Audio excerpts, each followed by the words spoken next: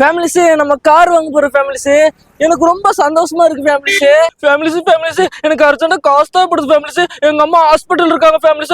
கோச்சுக்கோன்னு எனக்கு போட்டு விடுங்க ஃபேமிலிஸ். அந்த குட்டி குஞ்சானி என்னையோ ஸ்கேம் பண்ணி ஏமாத்தலாம் நினைச்சு ஃபேமிலிஸ். ஆனா என்கிட்ட காசு இல்ல ஃபேமிலிஸ்.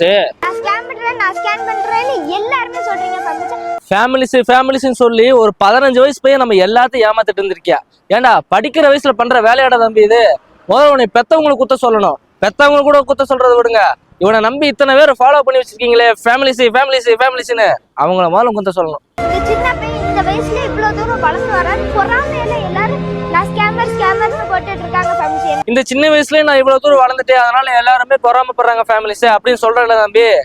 நீ வளர்ந்தா நாங்க யாருமே பொறாமப்பட மாட்டோம், சந்தோஷம் படுவோம். ஆனா நீ பண்ண விஷயம் இருக்கு பாத்தியா, அது நினைக்கிறப்ப எங்களுக்கு ரொம்ப கேவலமா இருக்குடா தம்பி.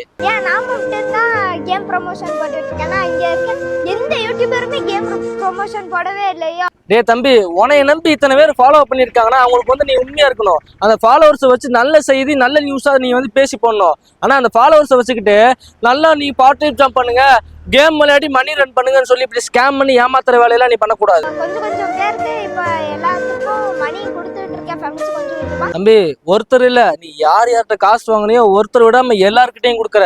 நீ இவ்வளவு ஈஸியா ஸ்கேம் பண்ணி சம்பாரிச்சு போயிடுற. ஆனா நாங்க 1 ரூபா சம்பாதிக்க எவ்வளவு கஷ்டப்படுறோம்னு எங்களுக்கு தான்டா தெரியும். ஒரு பையன் ஏமாத்திருக்கான்னு சொல்றதை விட நிறைய பேர் ஏமாந்திருக்கான்னு நினைக்கிறப்பதான் ரொம்ப கஷ்டமா இருக்கு. இந்த காரை நம்ம கிஃப்ட் அம்மாவுக்கு கொடுக்க போறோம் ஃபேமிலிஸ். தமிழ்நாடு போலீஸ் வந்து கண்டிப்பா அந்த பையனுக்கும் அந்த பையனோட ஃபேமிலிக்கும் கவுன்சிலிங் பண்ணுங்க.